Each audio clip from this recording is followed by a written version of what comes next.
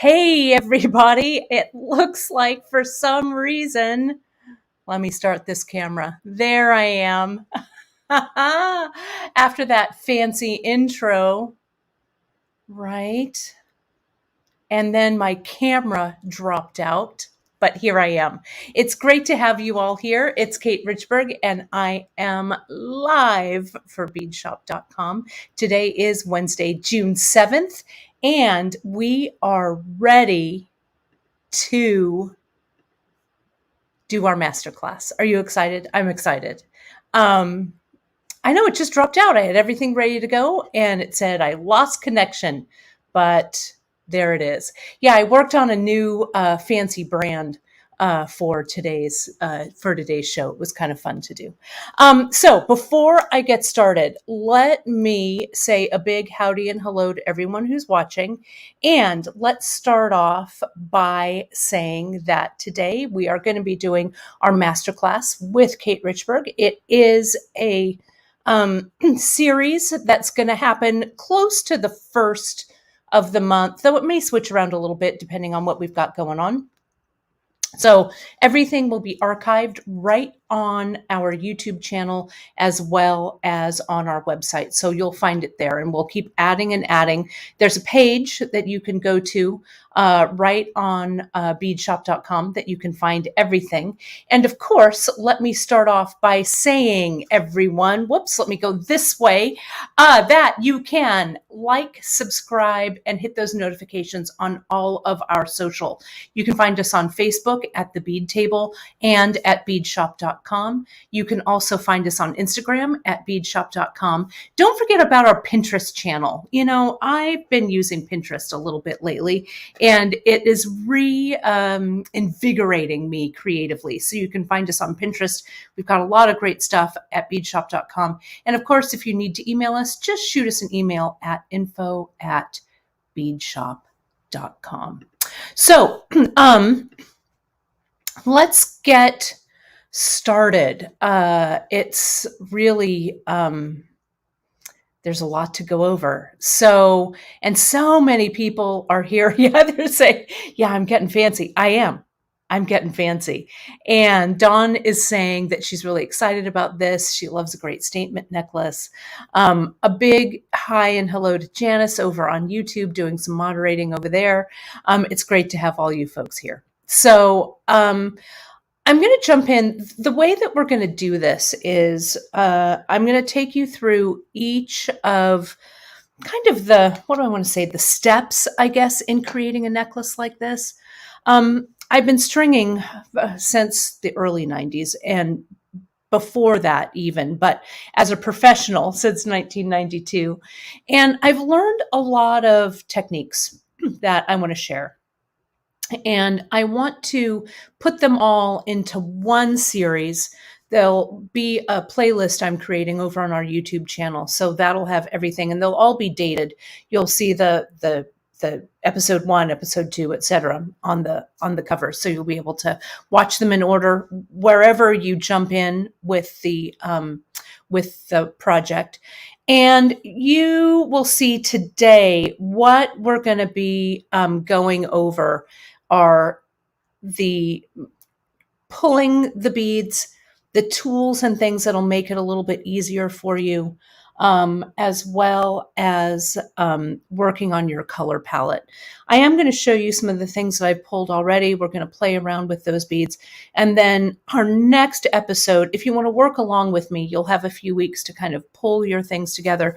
And I'm going to give you a few hints on like how to string and stuff like that in case you want to get started connecting your centerpieces. But then next time, we're going to start stringing in earnest. Okay? So that's my story. I'm sticking to it. Let me start with, let me get my beads here. Well, first, let me get my, I want to show you a few things that I've got going on over here. So let me put my glasses back on so I can see, and let me put this into the stream. So I pulled this book. You folks have seen me use this before. It's one of the monoprints that I have from the San Francisco Museum of Modern Art. And this was their presentation on Matisse and Diebenkorn. Diebenkorn is a California artist. He used San Francisco actually a lot as his inspiration. But they did this cool exhibit quite a few years ago now, well, maybe within the last 5, that showed the similarities. So I was kind of looking through, and this is a piece. This one is called Berkley, let me see if I can get it in there. There we go. Berkley number 57, circa 1955, and it's in the museum's collection. And you can see, I'm going to try and zoom out a little bit. You'll see some of my messy desk. But I love the way that abstracts help to inspire, I guess, my color palettes or whatever. So this is something that I was looking at, and I've used this book before. But the palette that I pulled with Cynthia, I want to pull that back in. Okay. I know I am having a yellow moment lately. I'm not sure why I'm having a yellow moment, but I am for whatever reason. So, I don't know. Yellow is such a happy color, and it's a real color of the moment, at least now in the summer of 2023, we're seeing a lot of yellow happening. So I'm going to pull this kind of to the side here, maybe over there. It's kind of a big book. I know you need a magnifier to read that. There we go. It's kind of a little bit higher there. There we are, a little bit closer. So I'm going to pull this palette that I pulled with Cynthia. And I started actually stringing it, but I have another palette that I'm going to show you that I'm going to work up where I've got the beads, but I haven't really done anything else with. But this is how I wanted to show you how I arrange my beads. So I'm kind of ready to work on this necklace. So here's this, and here it is. And you can see I have these trays that I got on Amazon. We use them at the bead retreat, and I'll bring these for everybody who goes to the bead retreat. You get one of these boards, though you can find them on Amazon. It's a smaller, dining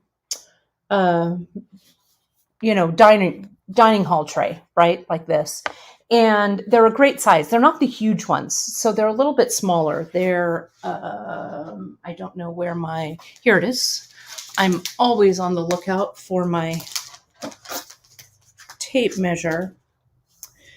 It's 14 by about 10 inches. Okay, so those are great. Janice is also mentioning, and I'm going to be working with this today, the crafty bumper boards that you've seen both Emily and I use. They are on order, and they'll be in at the end of the month.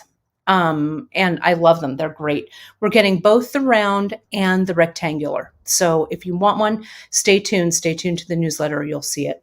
And yeah, well, Terry, what you're saying here, these trays, they don't take up much space, and they can definitely be stacked as you store them. So it helps quite a bit. Susie's saying that she often uses, quarter size, sorry, often uses an aluminum baking sheet, the quarter size. I use those too, also for my metalsmithing as well.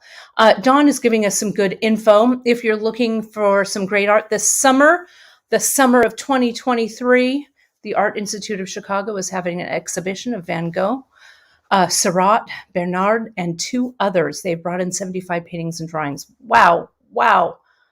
I've seen the Van Gogh exhibit in Philly years and years and years ago. Seurat, I've always wanted to see. I've never actually been to Chicago, to be honest, but I hope to remedy that soon. And Seurat is one of my favorites as well. So let's take a look at how I pulled this palette together and this layout. Okay, and then I've got some points for you all to think about. I also wanted to mention, folks, we're going out on all of our social today. You can find us at a bunch of different places, including all of the Beadshop socials. my personal Kate Richburg YouTube, our Great Bead Extravaganza YouTube. We're all over the place today. So it's great to have all of you all here watching today. So thank you so much. Okay, so what I did here, if you'll remember, I pulled that photo. Let me see if I still have that. This was the palette that I pulled with Cynthia that day when we were playing with color, and I just started tossing things on the pad. So I started to, I kind of went backwards a little bit and tried to find an inspiration photo that fit, that I could continue to tweak the palette from. So I found this Diebenkorn over here. And then I started from that mess that was on my board. What I did was I started sorting this into like different pieces. Okay, so I've got my clampers here. You're going to need those guys, of course. You're going to need some thread. And so I found, this is that periwinkle. Janice, you can double check that color. I think it's that purpley periwinkle color, but I don't think we call it periwinkle, but we can check that. So I've got my thread here. And then I used my triangles here to start to sort my beads in sizes. I also put them in a little cup. Maybe I've got a better cup actually for that. Let me put them in here, a little bit easier to see. So I put some of the larger ones here. I've got some more larger ones. I knew that I wanted to use the flowers, so I kind of kept those out. I also have these drops that are kind of a weird shape, so I kept those out. I've got some seed beads here. I've got that Duracoat, that mustard. This one is the 4242. This is that purple, that 13F. This is that light Picasso tan. I think those all would look really, really good with this. And then I just added, you saw when I built this palette, I added some Padres, some other things. So I just started to kind of toss things out, right? I also grabbed, let me see, where did they go? I grabbed this. This is that rainbow lavender. I've got that one that I want to put there. I also was thinking that maybe I could add, if you saw some of our vintage finds, I'm going to talk about these on Friday. We still have some in stock because I really didn't do a live about it, but I'll talk about these more on Friday and what we can do with them. A few more things, but things like this is a really, these old Maasai beads are beautiful. I wanted a little more purple in there. So this is that kind of mauve color of the Java glass. I also have, I'm going to use these in this next palette that I build as well. But we also have, this is kind of a one-time thing. These are strands that I got of vintage brass beads. They're beautiful. The quality of these are beautiful. And once they're gone, they're gone. And we have 4 right now, 4 different styles. I hope to get something similar back in eventually. There we go. You can kind of see that. But a mixture of these sizes and shapes, I think, will add a lot to the palette. So this is how I start to break it down so I can actually work from it. Okay. Then I have some of it, where did it go? I have some of it strung. Here it is. Right here. Oh, I also have these little beads for large holes. See that? Right there, these sliders. These are called the floral tube from Beadshop. I also grabbed, these are the polychrome black currant in the the Checkmates tile. That one can go there. And you can see, I'm just going to slide this one over. I actually started stringing this. So we're going to talk about this. Maybe if there's time, I might talk about this a little bit at the end, but this is what we're going to be tackling next week. We're going to talk about how to blend some beads. You can see I've got a bead blend in there. I'm pretty pleased with how all those small beads look. And I may add these blue Padres as well. I'm not sure. The necklace that I'm going to make is going to be giant. So, and as I said in last week's broadcast, it's really an homage to Bay Area bead artist, our friend Helen Dietz, who has since passed, but really was a force of nature in the bead world. So I'm going to clear my space here, and I've gathered some things, and I've kind of kept them in a mishmash because I want you to see how I get from that mishmash to this mishmash, I guess. So here's my bead board, my bead bumper board. And we're gonna be working with that. But I want to talk a little bit about kind of getting ready to do a piece like this. Okay, so when you are thinking, where did it go? There it is. When you're thinking about getting started with a piece like this, okay, you want to have some idea in your head about what you're going to make. All you really need to know is it's going to be a big necklace, or it's going to be a big multi-strand bracelet, or whatever. Have some kind of end game in mind, I guess. Things may change as you go along. You may split up your beads and say, this is going to be a necklace, this is going to be a bracelet. Doesn't matter, right? But have some vague idea of where you're going to start, okay? So you want to kind of attach your thoughts to that essence of the design. Bracelet, necklace, earrings, or a theme, spring or summer, or pebbles, or whatever you have, or your photo. Okay, if you found a piece of art or whatever that you want to work with, start putting that, like if you were making a mind map of this, that would go in the middle. And then you start attaching your ideas to the essence of that design, okay?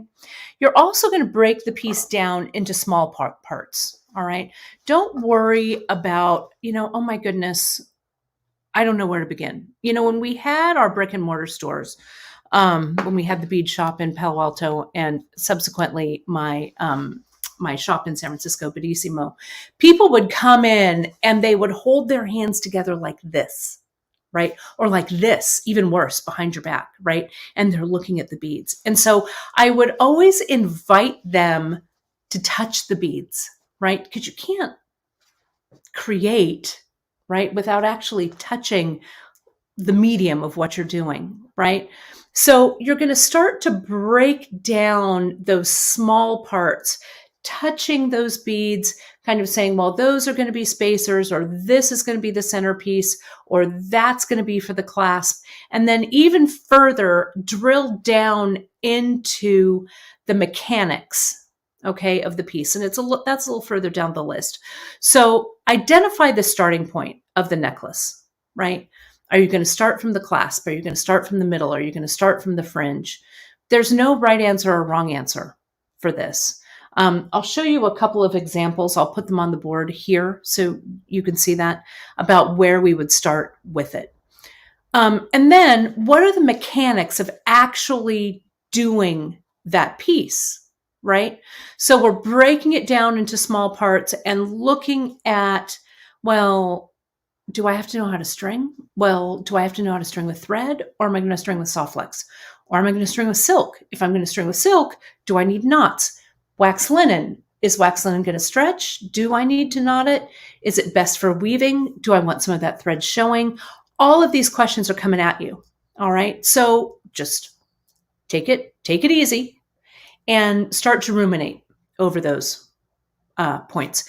Then tackle one thing at a time, right?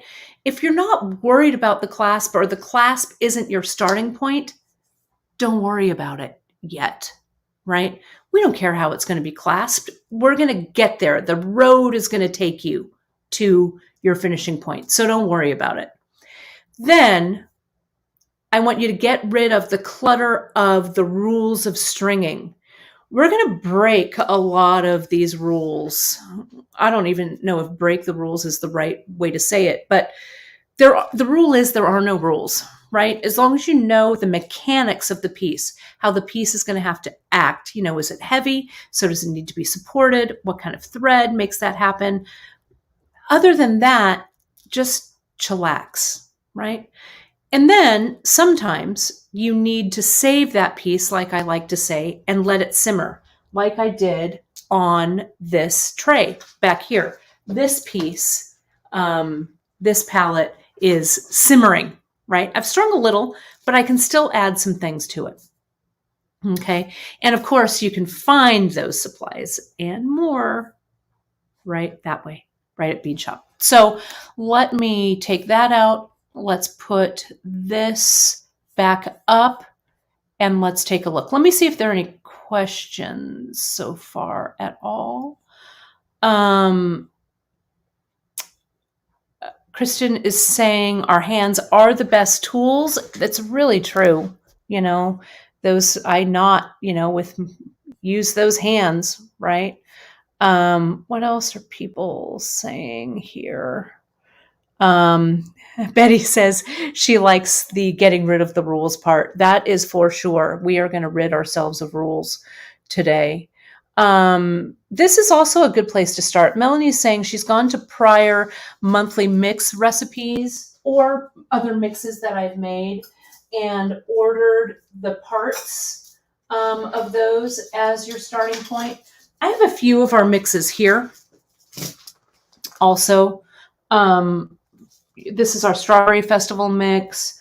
This is that Mermaid's Garden. I have Cactus Garden that I did one of my Tucson mixes there. You can also just go online and take a look at the spill of the mix, the photo, and kind of go from there as well. So there's a lot of ways that you can get started with the beads that way. Let me see here. Any more things? And yes, Curtis is saying, allow the beads to do the speaking. That is exactly right. I like to, it sounds kind of funny. It's like, what are they saying? But literally, what are they saying? Okay. So I'm here on my bead bumper board. Let me see if I can raise this up. I'm going to zoom out just a little bit. Look at how nice and white and pristine it is. It's not going to stay that way for very long. Though these boards are pretty easily cleaned with like a wet wipe and stuff. Or someone was saying that they had some, I think Michelle, you were saying the wipes that you used to clean these off. They have kind of a Velux kind of a coating on them. So you can use your, your tape roller or a wipe to kind of wipe it off here. But let's start with this pristine board and get it all crazy here. Okay. And these are the ones that we are getting into the shop. We're getting this one. That's the rectangle. Let me give you a quick, this has a working space of 15.5 inches by almost 10. Oh, Michelle is saying micellar facial wipes from Costco. Awesome. Next time I'm there, I'm going to grab some to wipe them down. Perfect. And then we're also getting the round one that Emily was using. So you can choose. Let me get rid of these beautiful trunk show or flash sale beads. We're going to talk about these more on Friday. We should have some left, but if you love these, I'd get them now. I also have the sea pebbles. This is a great way. That's this recycled glass and sand cast mix that I did for you. These are all Tucson finds that I got, so I'm pretty pleased with them. Terry is also asking if the board is hard backed. It is. You can see It's nice and hard back. It has a nice felt back, so it's nice and sturdy.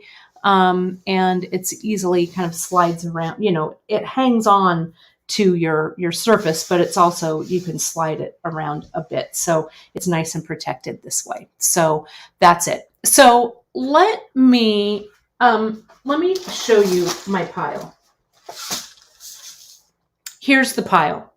Okay. And the way I started with this pile is I grabbed just a bunch of stuff that I liked in a colorway, and I went heavy on things that we have in the shop, though I may throw a few things that are in my personal collection, which is what I want you to do as well. Right? I want you to, you know, dig around and see, you know, what you might have that goes with them. So here I have a couple of starting points. So I'm going to rustle around here and try and find, yeah, here we go. So I got this. I'm going to zoom in just a little bit to get rid of the edges here. This is one of our pie donuts from the website. It's serpentine, beautiful, nice size. It's big. So Helen's necklaces, Helen Dietz necklaces, they were like bead lays, right? They were many of them, I mean, they're still in existence, though Helen has passed on to that great bead shop in the sky. They are, her necklaces were just big and statement pieces. So this piece is going to be that same big statement piece. The size on this, it's pretty big. It's about 60 millimeters, which is almost 2.5 inches, right? And then I also have, we're out of these right now. We're going to get them back in. These fans. I've been loving these fans so much lately. We'll see. I don't need to worry about where I'm going to put it or how I'm going to do it. I'm just going to put it there for now. Okay. You can find, there's more on Helen if you go over to the Bead Society of Northern California, and there's some memories of her that you can read about her influence. So this is serpentine, this piece here. It's a darker serpentine with a center hole. And then when you design a necklace like this, or at least when I do, I start to think about percentages of sizes of beads. Does that make sense? You're going to need a lot of small beads, some medium-sized beads, and a few large beads. What that a lot, some, and few translates to you is your decision, right? You can decide. I don't even know what that's going to translate like for me yet. So I'm just going to start to put out, these are from our Vintage Finds collection, the melons, the, I think these are the drum, the big drum. And you can see some of them, they're not perfect, right? This one has a little, you know, they're hand carved, so they're not super pristine, but they're all beautiful. This bicone here, all of this again is serpentine, all from Beadshop. The fan, to answer your question, this fan is drilled from north to south this way. So the hole goes from right here to right here. Okay, so that's going to go there. Let me go to some thread colors, because thread is going to play a pretty big role in this piece. I think I'm going to leave some thread exposed. So I wanted a palette of thread. This is the antique gold. This is the eggplant. Pull that out. here is the fern. So this is, and this is what's kind of driving my color inspiration, were those 3 pieces of Ceylon. This is a classic Kate Richburg palette, if I've ever seen one. And I've seen a lot of them. I'm kind of, so I grabbed these from, these are the gooseberry beads in brick.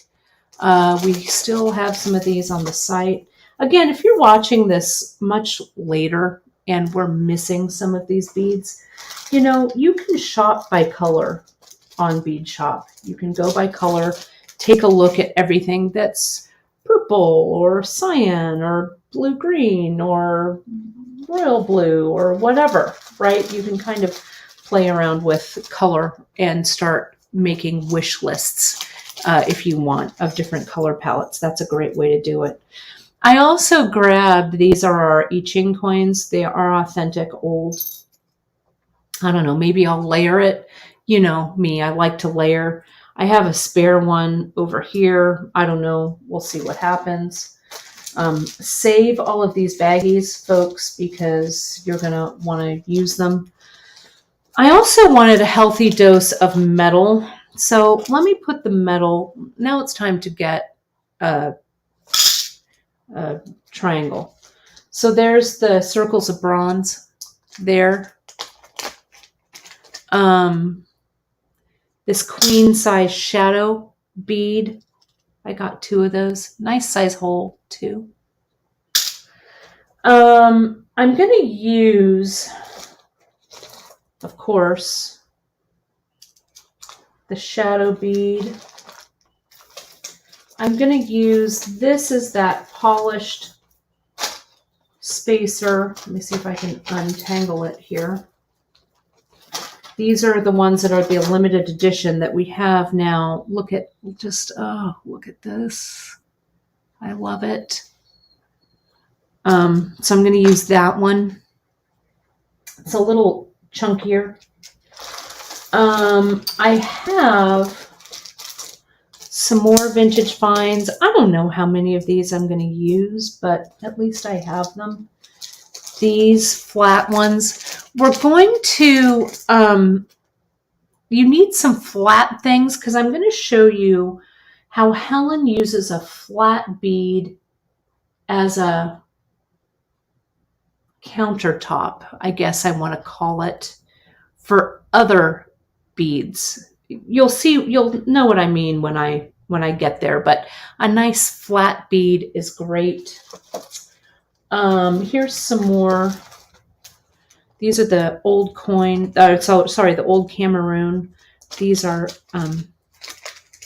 old African trade beads in brass. Let's put those in that pile. I want to use these, the mustard plumeria beads. We'll see. They may, sometimes I add things in and then I take them out. This is still on the to be determined list. I've got some 4mm rounds or fire polish here. I've got some more here as well. There's a couple of comments here I want to acknowledge. Mary's saying that she appreciates this setup. This is the part that's not your strength.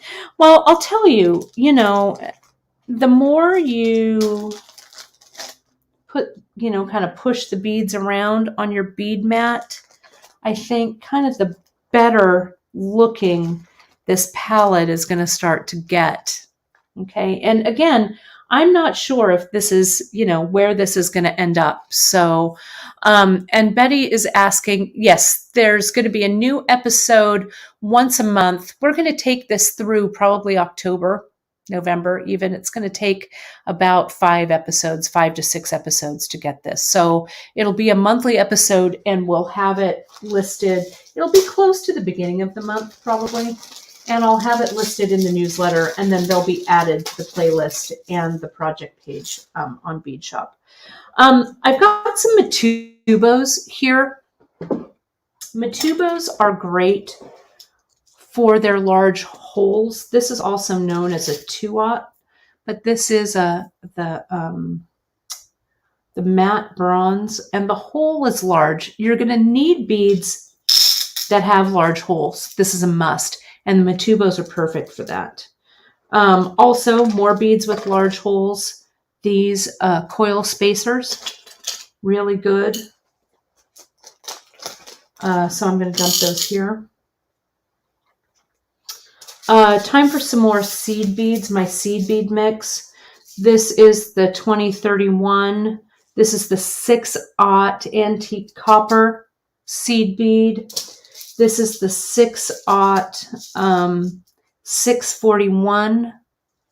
Okay, those, I'm just going to slide those right there. I do think that the green adds a lot. Gwen is commenting there. I agree with that. I think the green adds quite a bit to what I've got going on here. Then I've got a baggie of random stuff that sometimes I don't like restock these things into my stash. I just leave them out. So I'm going to dump out this baggie and let's see what this looks like.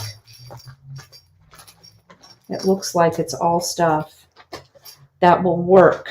So I've got some Saturn beads in here. I've got some jade donuts. Got some random thread.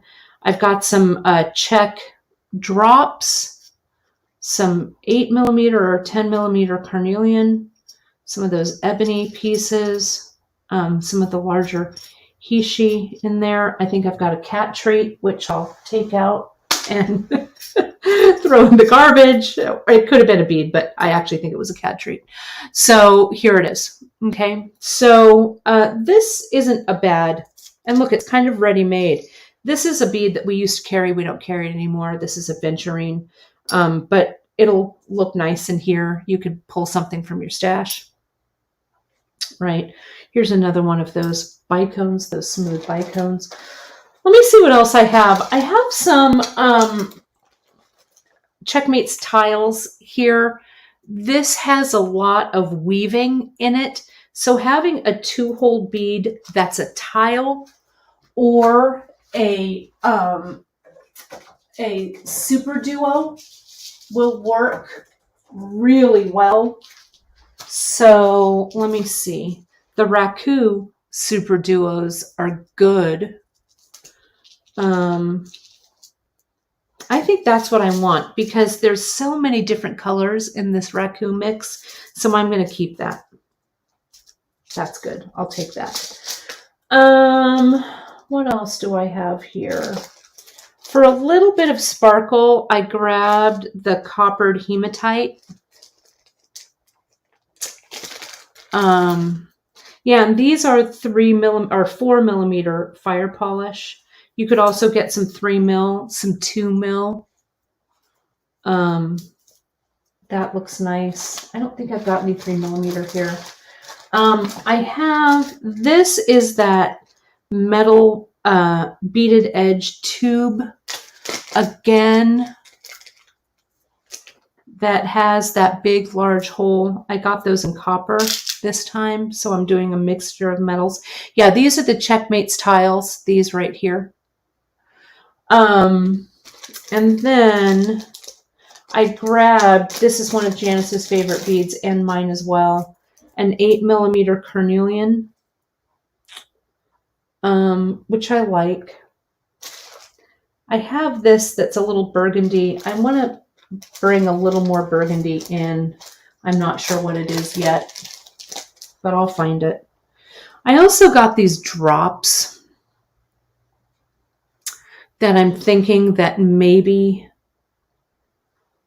I don't know, I'll showcase. Maybe this will be all one big centerpiece. Maybe something like this will be on the back as a counterbalance. I don't know. I don't know the answer yet. So, but it doesn't matter. Let me try and bridge. These are Padres as well. The Padres, I wish these were a little more burgundy, but I'm all right with it. These are those brick. I can't remember the exact color name of them, but I'm going to take them out of this bag. That's not bad. I could also change this Ceylon color or just leave it, you know. I mean, it's tonally, it works, so I'm not going to worry about it too much, right? I can always change course if it's not working for me. Oh, I also grabbed these quarter tilas right here. They're real small, and again, they're to hold, so it will help me bring strands together, because we're going to make little, she calls them ambassadors, Helen does. They're little vignettes of beads, I'll call them. They're really fun to do, and we'll start on that not next week, but next episode, next session. So this is what I've got so far. Okay. I'm just not sure what else. Maybe I'll get some of these that were in my that are in my sandcast mix. Because again, I can always reject some of these later, but I like having them on deck. Just a few of those. I feel like I need some more of this, though.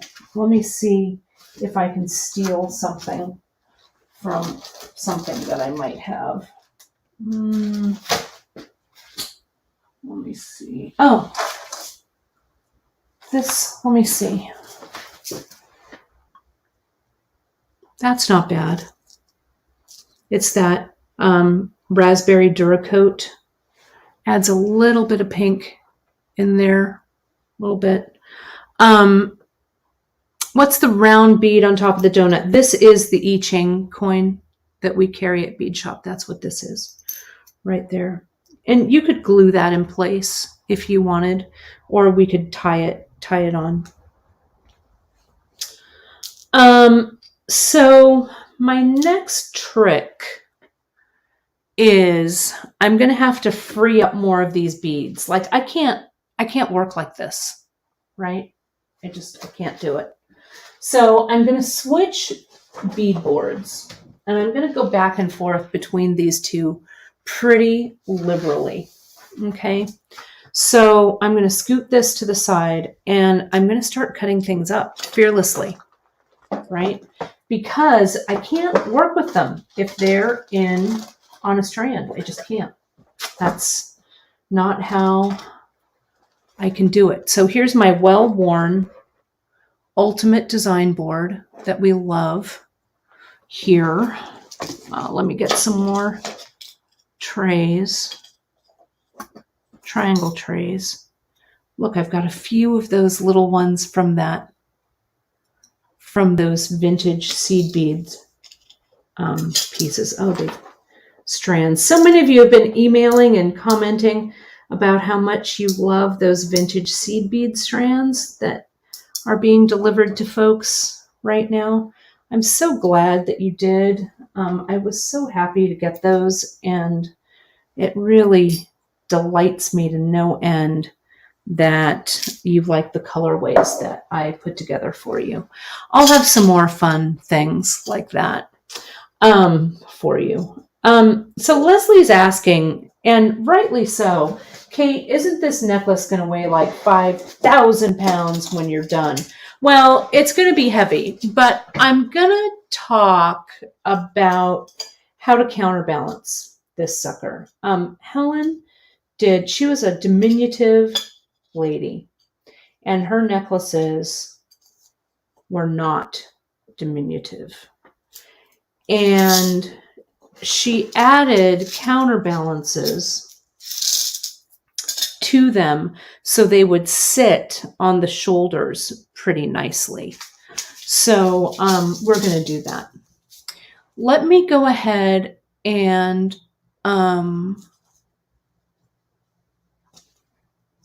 make a mix, like a seed bead mix. Helen's last name is Dietz. It's Dietz. I think. Janice linked it back here. Let me see if I can find it while you look at those beads real quick. No, Vintage Finds. I'm scrolling. Here it is. That's the link. So it's Dietze. Helen. A Bay Area beading legend. Let me keep making a mix. I'm not going to keep these seed beads separate. I'm going to mix them. Let's get that green in there. That will also show me if this is right or not or whatever. So let me get a bowl here. I'm going to dump out that bowl. I want this for my mix of seed beads. There we go. Can you see that? Yeah, this board, it's called the Ultimate Design Board, this one here. I didn't know about it until I came back to Beadshop with Janice, and she had these boards, and I'm like, holy crap, I love them. And so I have one too. I really love using them. Love, love, love. What I also really love is that those triangle trays fit in there so perfectly.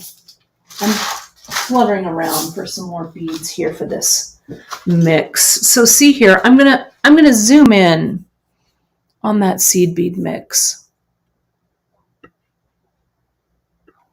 There we go. So you can kind of see what's happening here. Let me also see if I can straighten out the camera a bit. There we go. Okay, so I'm going to add, this is some brick, the 1236. A few of those, kicks it up a notch, I think. This, it's the 4469. It's getting closer to that burgundy, that plum. Going to add some of those. See there? That looks good. There's some good comments going on here. Let's see. Donna's asking, Donna, this is an excellent question. How do you know when you have enough beads selected to start your project? I kind of know because I've made these necklaces before. You're probably going to need more beads than you think, right? But I'll show you. We're going to kind of set this up a little bit. I'll also have some beads on reserve that I can add in, but you're going to need a lot. You're going to need a lot of beads. Mary's saying here, I always get out a lot of beads like that to start with and have wondered if I should limit myself more in order to be more productive. After getting things out, I often run out of steam. Hey, Mary, you're not alone. There's 4 trays sitting over here to my left. I'm sorry, to my right, that I've run out of steam with. But it's okay because you can always put those beads back. Take new beads from, steal some beads from our new palette. It's really okay, right? And I call that portion of what I'm doing letting it simmer. So I'll just let it simmer. Let me cut those down. I really, really like those. And then I feel like I need some more seed beads. So you're going to hear me rustle some more. It's hard not to be in the middle of your stash when you're working. All of our stash now is fulfilled off site. So it's not quite the same as having every seed bead, but you just you make do. You figure it out. Let me cut these up. These are those spacers, the brass with the polished centers. Big holes, perfect for my small bead mix. So this is my small bead mix, and I'll probably use more than this, is my guess.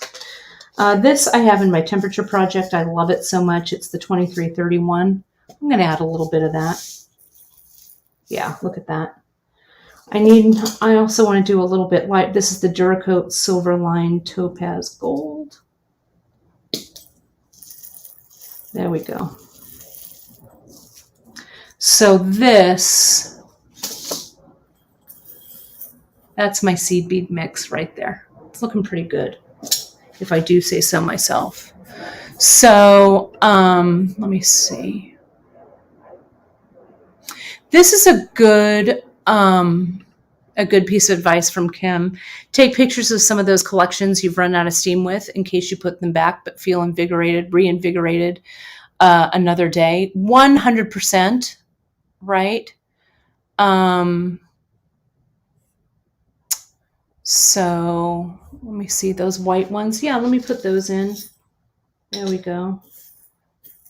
All right. So this is ready, at least for now. So I'm going to keep that in that bowl. I'm going to put that to the side. Let me keep cutting things up to free these guys here.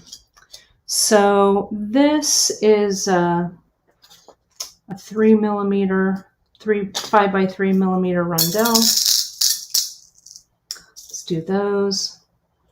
So now I'm getting some, whoops, let me pull this down a little bit. There we go. Need to turn this, pull that, there we go.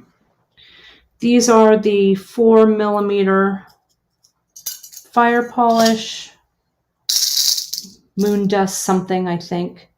I'll just tie the strands, because what I'll do with all of my excess beads that aren't in the bowls, I'm going to let them live in a baggie for now. There's a little tiny few more of the rondelles. Throw that strand in the garbage.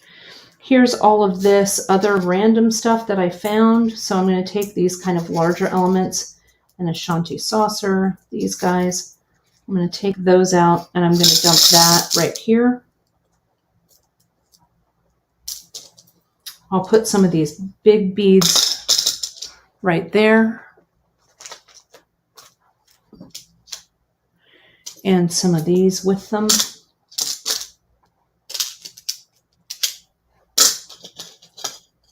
Let's slide that over.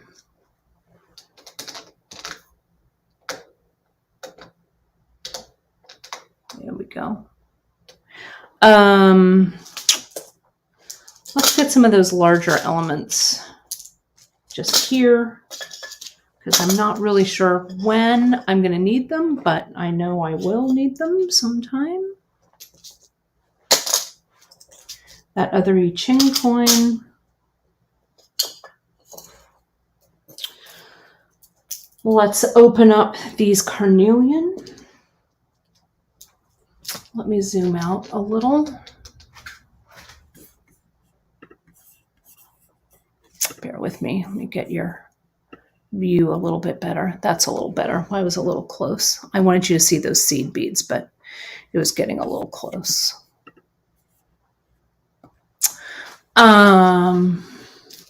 Janice is talking a little bit about history with Helen. She was a really great instructor. She did have students that would come see her every week in her home in the Berkeley Hills. And it was really cool. People would just drop in. I took classes with her, I'm going to say maybe for about 6 months, maybe. It was so much fun. And then, you get busy and then, you think there's always time to go back, and then there isn't. But it was a really great learning experience. And not only did you learn from the people that you were beading with, and also with Helen, it was a lot of fun. And it really gave you the excuse, the freedom to, to play around and express yourself. These are those striped gooseberries. These are the brick colorway. Again, super classic. Kate palette. Cut this knot off here.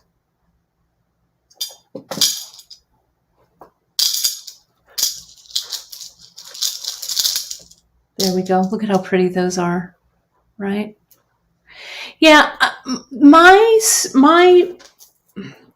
I string necklaces like this, my mindset is in the place where I'm thinking about kind of vintage, kind of, oh, I found this necklace somewhere in the sand dunes of time and smuggled it home in my, I don't know, in my old vintage leather tote or something. Something like that. I don't know. I always like to have a little bit of a visual backstory for me with this. Let's put a few of these in. So I'm kind of mixing the strands here. Maybe what I want to do with this, maybe I'll throw this bead mix in this little one right here. And then let me get this big, this is a nice mixing bowl, right? Get this mise en place, get it all in there. There we go. That's better. I don't like these apart. And I don't love this. I'm going to put those in there. There we go. That's a little better. I like, maybe this is like a warm bowl. This is like a cool bowl here. I wish I had another one of these bowls. I think we only had one of those. Let me get a wood one. I'm going to put this here. My mom's saying, this is why she's my mom. I've smuggled it in the lining of my valise. Yeah, that's right. That's exactly right.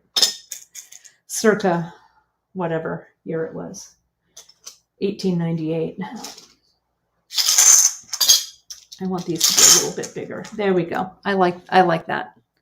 Then I'm going to have this triangle tray here. I like the, part of this also is the story, right? Of kind of what you're evoking. Let's do a 2-hole bead mix. I'll do some 2-hole beads in this. Let me go ahead and there's some of those super duos. It's the Raku mix. I'm going to add in some quarter tilas. These are the dark topaz AB, I think. Let me do these Checkmates tiles. Yes, yes. Look at that. So pretty. Don't be afraid.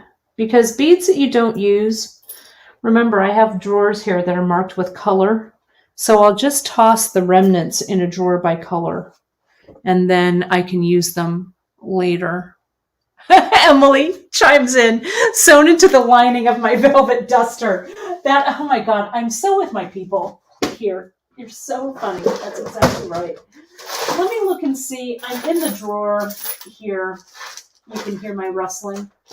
Maybe I'll put something. These are from my own collection. So maybe I'll put some of them here. These are some kind of Keshi pearl-like things. These kind of go with that, right? This is in my drawer of color. I've had these for I don't know how long. Let's get a few of those. Let me throw those in there. Right. Leslie asked a good question about mirroring. You could mirror. A lot of times I mirror. Like if I have no flipping clue about what I'm going to do, I'll start with the idea that maybe I'll mirror. Oh, look at 2 old pieces of carnelian. These are from my stash too. I'm going to throw them in. I urge you to look through your stash. Just find, all you need are like 1s and 2s of threads. right? You don't need a lot. Oh, this is interesting. I can't forget that you're watching. I'm going to get so involved in this drawer. I better close it. But I did. Look I found this little nugget of beauty. Look at that thing. I need to find something like this for the shop. These are old Tibetan, I think. I think I had these in my shop. That's pretty cool. I'll set it over there. I'm sorry I don't have one for each of you. I just have one from my stash. But look in your stash. Okay. So look, this is starting to, our mise en place is starting to come together. Here's our thread. Right? Here's I'll put those in there. I'm liking them better mixed. And here are my centers. Here, let me move this over. There we go. And I feel like I want that in there too. I'm going to cut that up. Okay. So here, let me zoom out a little bit. And if you want a screenshot, because I'm going to screenshot this too. Let me zoom out. If I can find my zoom out. Let me make it a little prettier. So it's not no, don't screenshot yet. Nope, not yet. There we go. There we go. I think that's better. And let me see if I can screenshot without turning off my camera. Here. Let me see. There we go. Good job, me. Okay. So that's what I'm going to work with so far. Let's see what people are saying. Give me... Stephanie says, give me all of your carnelian, Kate. Girl, you come and visit me. You come to Fresno and I'll give you all the carnelian you want. All right? Do it. Terry's saying, I love this. I have one bead soup jar that's a hot mess, but there are a few diamonds in the rough in there as well. I feel like the hot mess, I think that's where the treasures are hidden, right? I've got several hot messes, more than several, so you're not alone in that. Let's see. This is a good question. Hole sizes on the stones and pearls are the challenge for me. I love to knot, and I'm never sure what size thread to use. So let me tell you. I'm going to share, there we go. I'm going to share with you next week a technique on thread. I'm going to talk a little bit about thread now. It's a great segue into kind of our next spot here. I'm going to use Ceylon, and I'm going to use regular Ceylon for this. I'm going to teach you a trick that Helen taught us. I carried them over here, and now I cannot find them. She used to shred her, there they are. She used to shred her thread, thin it out, and then stiffen it so that the thread, not only was it angle cut, but it was super tapered, almost down to like one ply, right?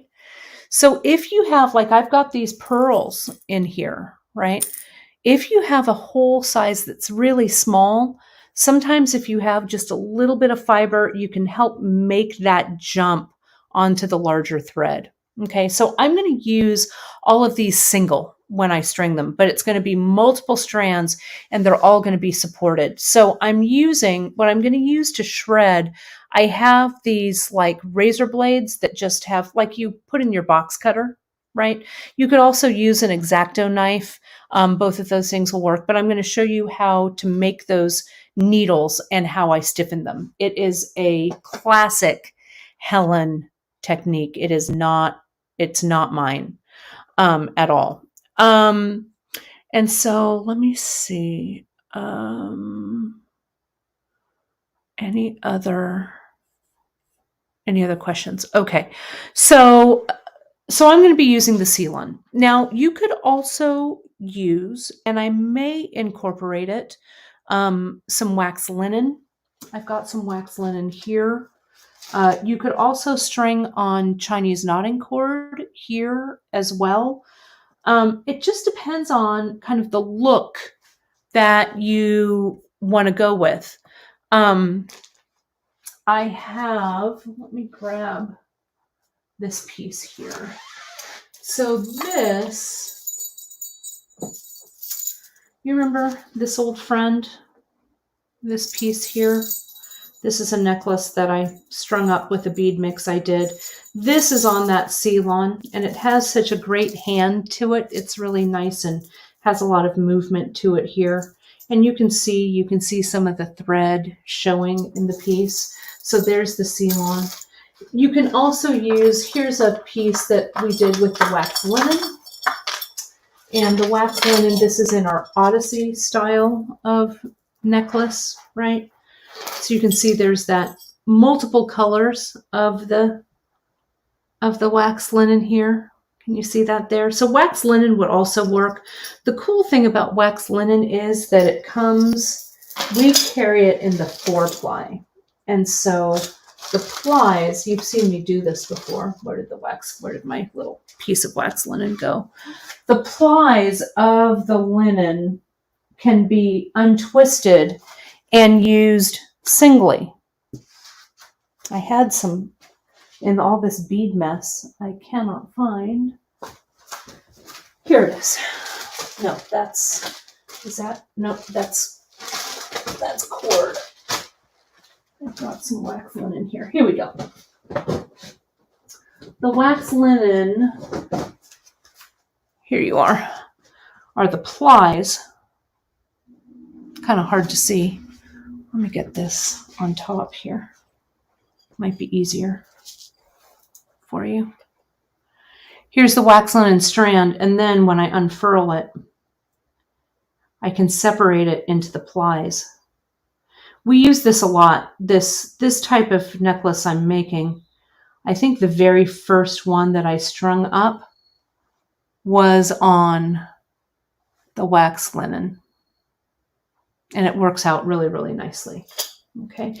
But you decide what works for you. You can also mix your threads and stuff as well, right? So it doesn't make any difference, you know, if you want to mix them, keep them on their own, whatever. So I want to talk a little bit now here. I'm going to put this aside. And I want to pull a couple of necklaces, and I want to talk about the mechanics of a piece.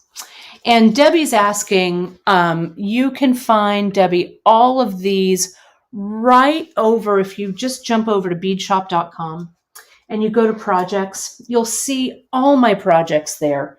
Excuse the blank slate there for just a second. I don't want this to dump over, so I'm putting it in kind of a safe place here. But if you go to Beadshop and you go into projects, you go into necklaces, you'll see a bunch of different thumbnails. Click into some of those projects and you'll see all of these that I'm showing today are over there on Beadshop. This is the Odyssey project. So let's start by looking at this and looking at the mechanics of a piece. So trying to find where your starting point is going to be. So something like this that has a definite center, that is where I start, because mostly the center is where, that's where you have to size it, if that makes sense. So let me put myself up here too. And let me put me there. Let me grab, I think I dropped my tape measure. So you can give yourself kind of a vague idea of the length. Maybe that's where you want to start. So if I was making something that had a tassel, on me, I'd want maybe that tassel to sit either here or way down here, right? We want to make sure that it's going to be sized correctly for the space you've got going on here, right? So this, to me, if I were starting my tassels, this is about 24 inches on me. Let's see where I made this necklace. So something like this, as I say, I would start in the center. And that looks like it sits about right there. It is a green girl frog pin. I got it from Cynthia when I was in Tucson. I just love her angry little frogs. They're so cool. So we would go here and we would, we'd start in the center, right? Then I would figure out, am I going to start stringing from the sides like this? Or am I going to start with the tassel? And I think with this piece, I started here and I went up. And then I realized that this was sized, you know, it was going to sit kind of high up on my chest. So I could make these dangles a little bit long. And you can see they're not all the exact same length here. So they kind of sit together in kind of a nice bunch. I didn't make them that uniform. Those tassel legs run about 6.5 inches. Okay. So that's where I'd start with this. I'd start in the middle. I worked up, then I worked down. Let's take a look at a different one. This one here. This one is a little simpler. These are a little simpler. But something like these. One of these was a kit that Janice did, and one was a kit that I did that kind of was a companion piece to it. Okay. So these are just single strands. Not everything, you know, if this style, kids, for you, you're like, yeah, Kate, that's great, but there's no way I'm wearing 50 pounds of beads around my neck. I want something a little more streamlined or simple. More power to you, right? So then the beads in something like this, the beads become, they get a little more in focus, if that makes sense, right? You can see every single choice that you've made on this strand. So you can't really hide a bead behind another bead, right? Each of these beads is showing up and saying something. So this piece that Janice designed, it was based on a piece that she wears quite often. This is the button is made to sit in front, but this can also go anywhere around on the neck. So with something like this, I would start at the end, right? And this length, it's about 18 inches, 17 inches maybe or so. And it can be worn anywhere. This can be worn in front. You could put this in the center, these large beads, it doesn't matter. So I'll probably start here on the side, have an idea about how many inches I want to string, and then keep going. Same for this one. This is that pink flat pearl button that I've used. This dangle, again, it has that little leather leash here. And I just strung. I knew that maybe I wanted some interest here by the clasp, but I could also wear it this way with this in front or in back. So I started here at the end and I just kept stringing until it was the right length, the length that I wanted it. Okay, let's take a look at one more. Let me pull this. I wear this one a lot. You've seen me wear this. This is a collection of my vintage beads right here. And again, a single strand. So it's pretty important where these beads sit. But this is really meant for this clasp to be worn in back and these beads to be worn in front. So I put these larger beads. This is a pre-Columbian jade piece that I bought years and years ago. It's a very precious bead to me. So I wanted it kind of front and slightly off center. Okay, so I knew that's where I wanted that one. So I started in the center and I actually worked my way out bead by bead by bead by bead by bead by bead by bead by bead, if that makes sense. So I kept working back and forth there. Okay. So that's how I dealt with this piece here. So depending on what your starting point is, or how you look at other pieces and how to start to pull them apart, that's where you're gonna begin, right? This is that last one I'll show you. We looked at this last week. Janice very kindly finished this up for me. But this was a tassel piece that I started with the tassel.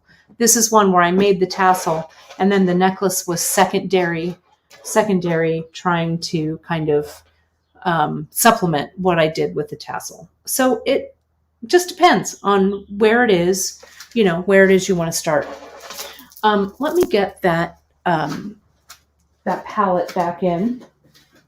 I've got to grab it from across the room because I did not want to drop it. So on our next episode, and this may refine a little bit between now and then, but your job in the next month, because I'll do this again in July, the beginning of July, watch your newsletters, it'll be there, is to, if you want to kind of work along with me, is to refine that color palette, right? Find a centerpiece or not. Doesn't have to have a centerpiece. Grab a mix of beads, or if you're going to do something that's a little more streamlined, you'll use fewer beads, whatever, but find yourself your starting point. Next time, we're going to talk about preparing your thread, and we're going to talk about attaching centerpieces. All right, and getting all of those prepared. And if and we'll see how far that takes us. Then eventually we're going to talk about stringing and the rhythm of stringing, how to create those little ambassadors or little piles or vignettes of beads like Helen has done. And then we're going to continue on this odyssey. But for now, this is where we're going to stop. So let me see where we're at here. If there's some questions. Oh my goodness, people are loving it. Thank you so much. You could make a fancy necklace like that for sure and wear it as a wrap. That's a great way to do it. Lorraine, thank you. I'm so glad that you found this information. Good. Sherry's jumping in. Good. I'm glad. Let me see the craft cart. Oh, it's over there. It's the craft cart. Trudy is asking, I can't really move my phone right now, but, the craft cart, I think it's sold at Michael's, and it's a craft cart that is a wire armature, and it has places for those trays to go into. So if you do a search like on Amazon or Michael's or something, you'll find it. Look for craft cart with trays or something. I bet you'll find it. So let me also say, everyone, let me see. Some of the things that we went over today, just as a reminder. So attach yourself to the idea that you kind of come up with in your head as attaching to the essence of the design piece. Break the piece down into the small parts. Identify what your starting point is, and what the mechanics of the piece is. Deal with one thing at a time. Don't worry about the clasp if you haven't figured out what actual beads you're using yet, right? Get rid of the clutter of the rules of what you should do versus what you want to do. As long as it's structurally sound, it's perfectly fine. And I'm going to let this piece simmer for me for a bit. Okay. I also wanted to say thank you folks so much for watching. You'll find all of the information on this project and the products that I used in the broadcast today on beadshop.com. If you have any questions, email us. Shoot us an email at info@beadshop.com. And don't forget to stay in touch and sign up for our newsletter. And again, don't forget on all of our socials, you can find us. Give us those shares, those follows, those subscribes. It really helps people find us and other bead lovers out there find us, and it keeps us doing what we love doing. So this was episode 1 of the Masterclass with Kate, Advanced Stringing Techniques. I will be back next month with episode 2. How many episodes? I couldn't tell you. We're going to do this till we're done. But once a month, we'll check back in on, there it is, this beautiful color palette. And I will see you folks on Friday for Free Tip Friday. We'll talk a little bit about the flash sale items that are available. I'm sure I've got something else fun for you folks. So thank you so much for joining me for Masterclass number 1. And I'll see you next time. Thanks so much, everybody. Bye-bye.